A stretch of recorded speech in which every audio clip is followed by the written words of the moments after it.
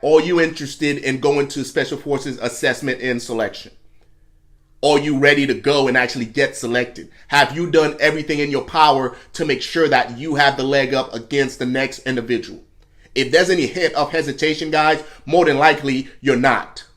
If you check out the links below, guys, I have a Patreon set up with a variety of prep courses geared towards helping you prep. Small price to pay to either live a life of fulfillment or a life of regret. All right. With all that said, guys, check it down below. You also get access to the Discord where you'll have a variety of dudes, approximately 100 right now. That's already been sharing lessons learned and also sharing knowledge to help you, the end user, attend, crush, and get selected. I'll see you guys over there.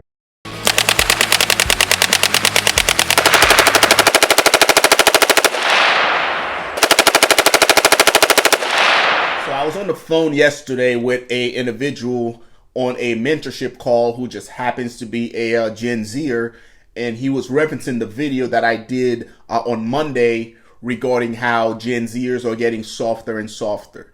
And while I was on the phone with this individual, he mentioned that, hey, as a Gen Zer, I realized that my generation is getting softer and softer.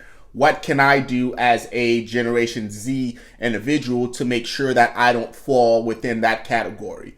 And I really appreciate the fact that he's trying to figure out exactly what he needs to do to make sure that he as a man set the right perimeters in place that allows him to succeed. And I took that to heart, man. And I, gave him an additional 30 minutes on our call, and I broke it down for him as far as, hey, these are certain things that you can do as a Generation Z individual to make sure that you set yourself up for success.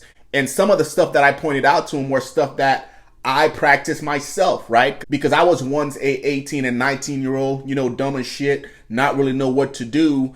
So I was in his shoes. Some of the things that I did that got me to the point where I am today was what I shared with him.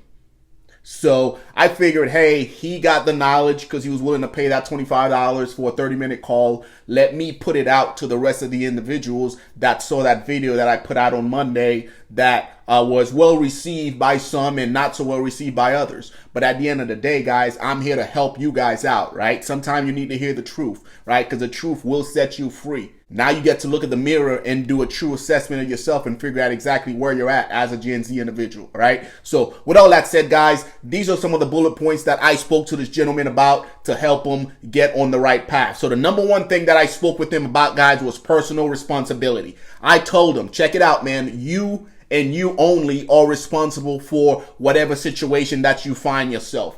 That statement couldn't be any more true, all right?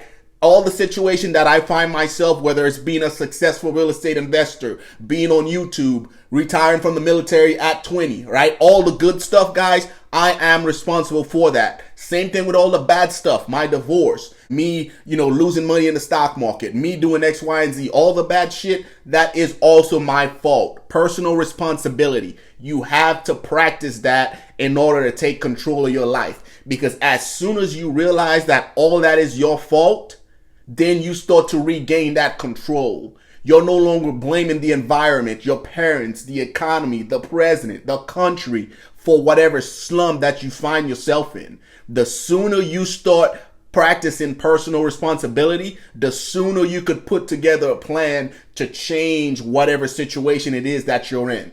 The second thing that I spoke to him about was pride. As a man, you need to start taking pride of the way you look, the way you think, what you have and don't have. You need to be a prideful individual. You need to start taking pride in your last name. All right. And this is what I mean by that, because I always say a lot of folks make decisions based on their first name instead of their last name. What type of legacy are you trying to leave behind? The third thing that I told him, guys, was make sure that he had purpose. All right. What is the end state? We're all put here for a reason. Why are you here? What is it that you're trying to achieve?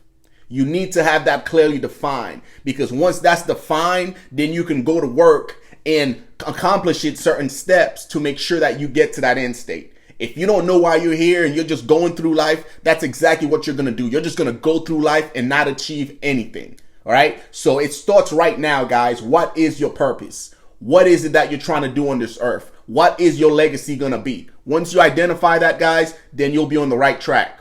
Another topic that we discussed, guys, was one that talks about not taking everything personally. All right, guys, you're gonna run into people on this planet that is gonna be brutally honest with you. They're gonna tell you the truth whether you want to hear it or not.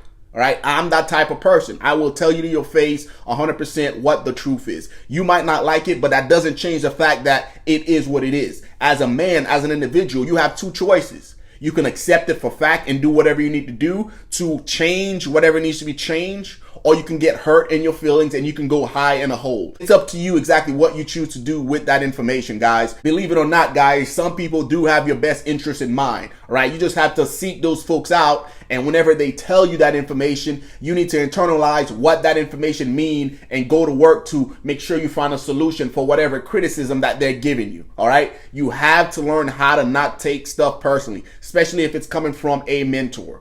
Guys, another thing that we discussed, and I think this one is by far the most important one, I told him to find a mentor. Find somebody that is where he wants to be and emulate what that individual did, all right? If you're trying to become a special forces guy, right, find somebody that's on social media that has successfully navigated that terrain and got to the highest level, and seek him out as a mentor. And once he start mentoring you, like I mentioned in the previous point, don't take it personally. Because again, he's been there. He's done it. He knows what you're going to go through. He's already traveled that route. So when he gives you feedback and it's harsh feedback, then again, it's up to you what you decide to do with that information.